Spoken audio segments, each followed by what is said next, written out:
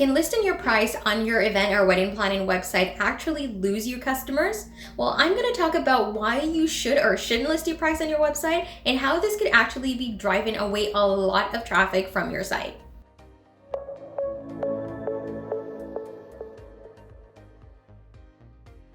Hi, I'm Jodianne Rowe, founder of the Event Certificate, and I work with event planners and wedding planners to help them book more clients online. If you're struggling with your online marketing, do not hesitate to reach out to me. Drop a comment below or visit my website, www.eventcertificate.com.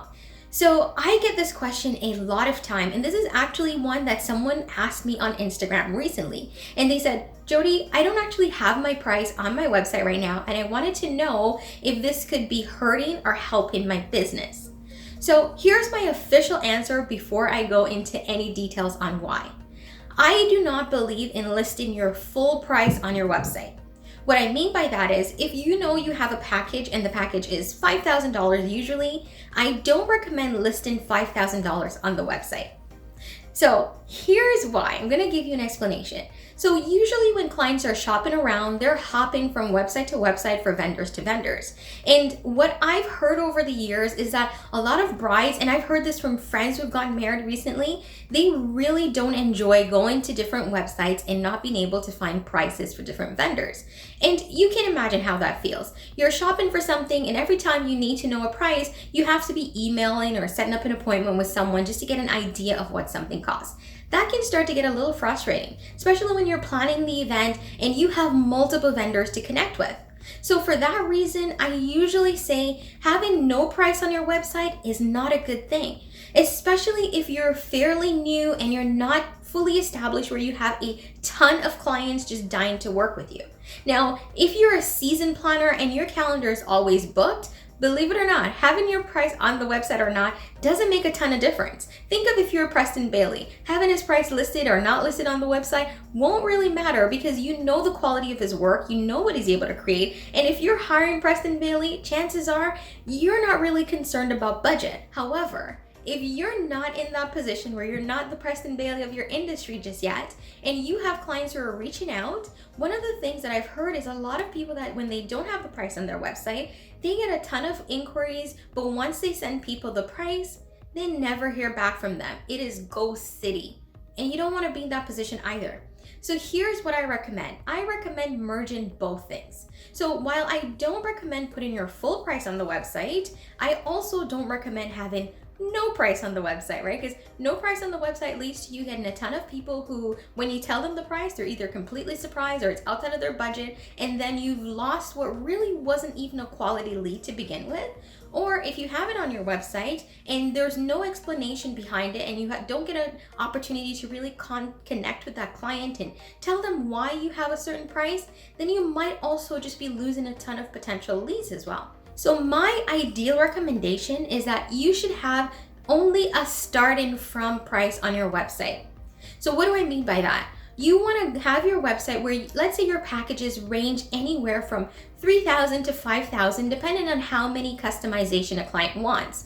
Then I recommend listing starting from $3,000 on your website.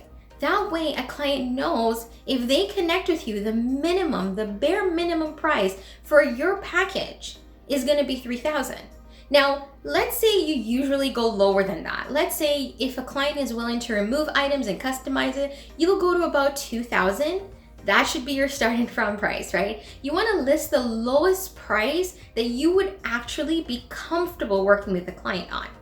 Do not just go and list a price just because. So I've had clients who've done this, I've met them, and they'll put on their website just to have a price starting from $500. But when you actually connect with them and I'm looking at their packages, none of it actually starts at $500. It's significantly higher. You don't want to do that either because then you're going to run into issues. Because if I see starting from $500 and I come and I have a meeting with you and you're telling me that realistically I'm looking at $4,000, that's a huge difference. So you want to go to the lowest of your package, the lower end, and then when they do reach out to you, you know that only the people who are willing to spend at least that base price are going to reach out. Because if I see starting from $3,000 on your website and my budget is $1,000, I'm probably not going to reach out. So that helps you to quickly eliminate some leads that probably weren't going to book you anyways. However, if I have a budget that's just slightly over 3,000, I might reach out and we'll have an opportunity to at least connect, and you can explain how that might change dependent on the customization. So I think starting from is the best of both worlds, and that's what should be on your website. Now, I want you to also pay attention to your own analytics. Do you find that people are coming to your site, they're going to your pricing page, your packages, and then they're navigating away?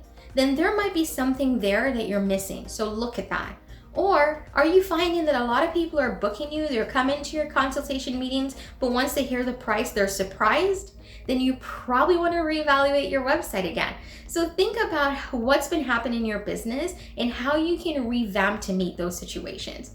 Because here's the thing. You always have to put yourself in the client's shoes, and nobody wants to feel like they're being tricked into a conversation. If you know that they won't be able to afford it, give them an opportunity to evaluate that before they connect with you. However, if you know that getting the client on the phone is more important, you also want to outline certain things on your website to lead them into a call. So let them know, we start at 3,000, but depending on customization, this pricing can change. Connect with us, and then we can go over all the details on what's unique to your event. So if you have any questions, definitely reach out and ask them. Drop comments below and I'll answer them.